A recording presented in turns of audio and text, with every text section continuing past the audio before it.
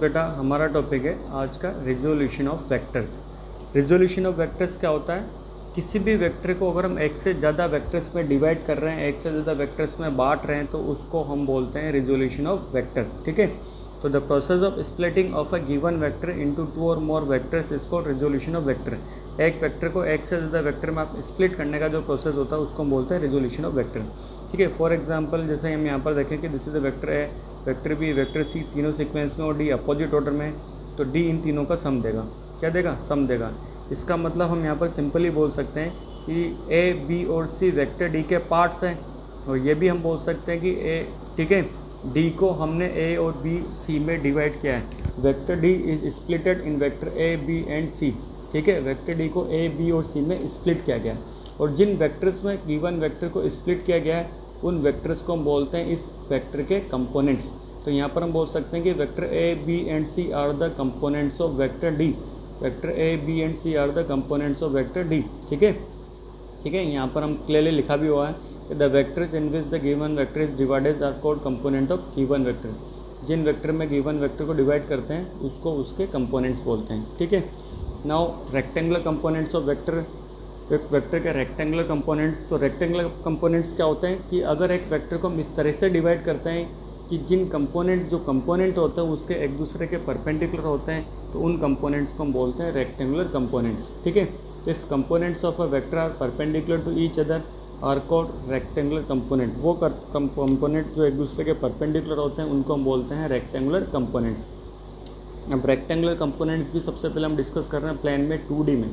Rectangular components in a 2D, एक vector के 2D में कितने रेक्टेंगुलर कंपोनेंट होंगे? ठीक है, तो सपोज 2D में हमने सपोज किया, 2D का मतलब 2 डायरेक्शन होती है, एक्स और वाई।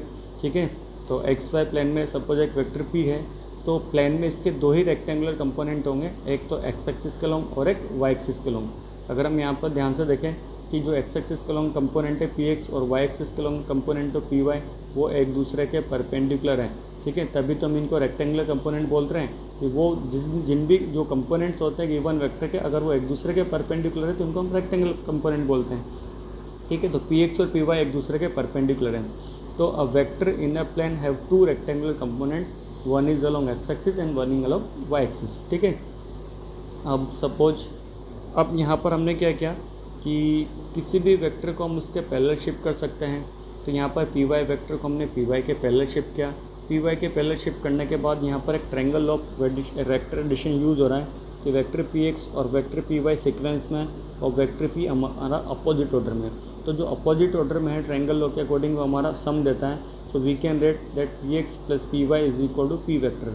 ठीक है, तो यहाँ पर हम लिख सकते हैं कि P vector is equal to P x vector plus P Y vector. What is px? Px is the component of vector p along x axis and py is the component of vector p along y axis। अब हमने concept पढ़ा है कि unit vector is equal to vector divide by magnitude of vector. तो vector को हम लिख सकते हैं magnitude into unit vector. Vector को हम लिख सकते हैं magnitude of vector into unit vector. ठीक है, वेक्टर को हम क्या लिख सकते हैं? Magnitude into unit vector. तो सिमिलरली यहाँ पर पी एक्स वेक्टर को हम लिख सकते हैं इसका magnitude into unit vector. Unit vector क्या इंडिकेट करता है? यूनिट वेक्टर डायरेक्शन इंडिकेट करता है, और पी एक्स की डायरेक्शन एक्स एक्सिस है, और एक्स एक्सिस की डायरेक्शन के लिए हम बताते हैं यूनिट वेक्टर आई कैप को। ठीक है, so P x vector equal to its magnitude and into direction is along X axis, that is I cap. ठीक है, अब सपोज पी एक्स वेक्टर का मैग्नीट्यूड ओनली पी एक्स है, तो यहाँ पर P x vector is equal to इसकी जगह पी एक्स इंटू आई कैप रखा। ठीक है, and P Y vector is equal to its magnitude into direction. Suppose P Y vector का मैग्नीट्यूड ओनली पी वाई है, तो P Y vector is equal to P Y into J cap. ठीक है, क्योंकि Y direction के लिए हम J cap unit vector use करते हैं। P Y vector is equal to magnitude into direction, और वाई डायरेक्शन पी वाई हमारा वाई डायरेक्शन में, और वाई डायरेक्शन के यूनिट वेक्टर हम जे कैप यूज़ करते हैं। पी वाई वेक्टर का मैग्नीट्यूड पी वाई से हम लिख रहे हैं, तो पी वाई इंटू जे कैप हो गया। ठीक है, अब इस पी एक्स और पी वाई की वैल्यू हम इक्वेशन नंबर 1 में रखते हैं। तो P vector is equal to P x vector की जगह पी एक्स इंटू आई कैप, और पी वाई वेक्टर की जगह पी वाई इंटू जे कैप हो गया। ठीक है, so p vector is equal to px into I cap plus py into j cap. Clear? And what is px? Px is the magnitude of component of vector p along x axis.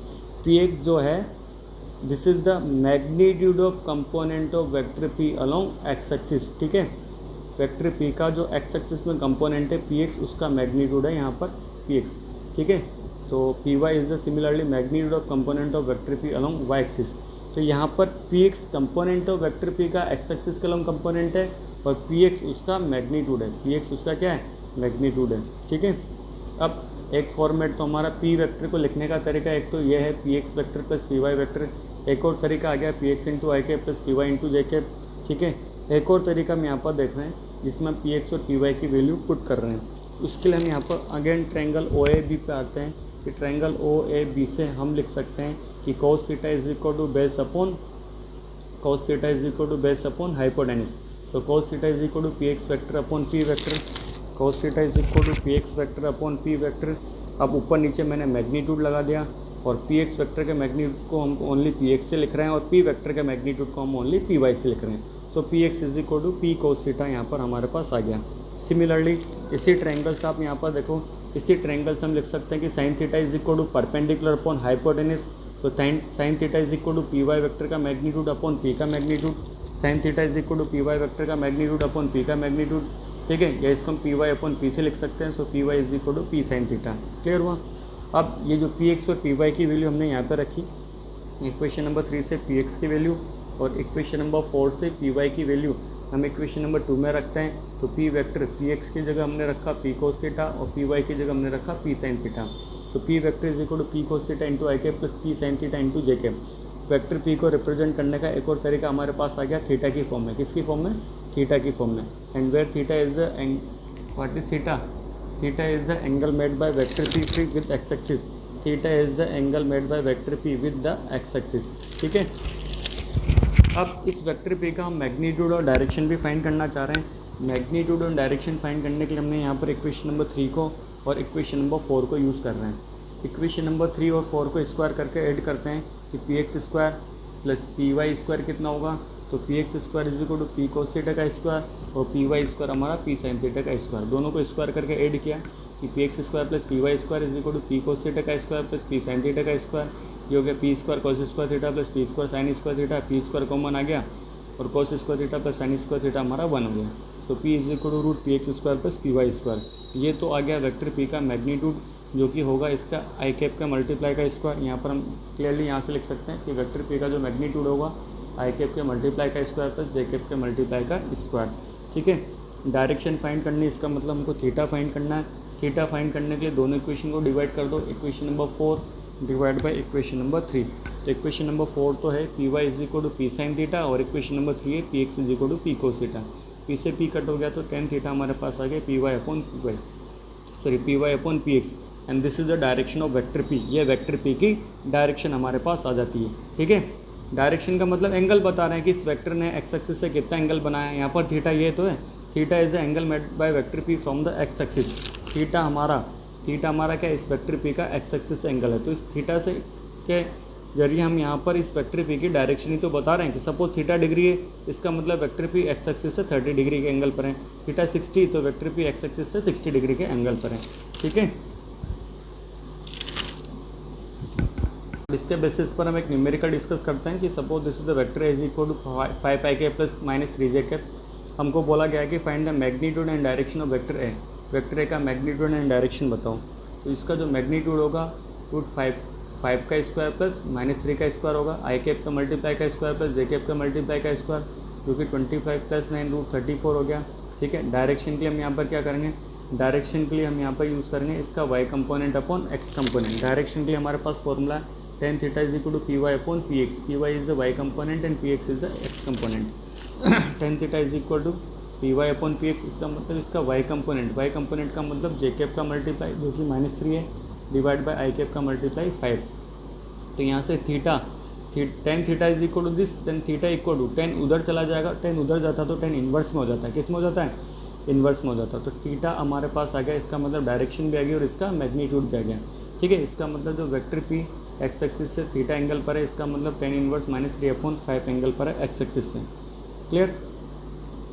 Now next example, if y component of a vector is 5 and its angle from the x axis is 30 degree, then find the magnitude of vector and its x component. अगर एक vector का y component 5 है और इसका x axis angle theta हमारा 30 degree है, तो उस वेक्टर पे का मैग्नीट्यूड और इसका एक्स कंपोनेंट निकालो।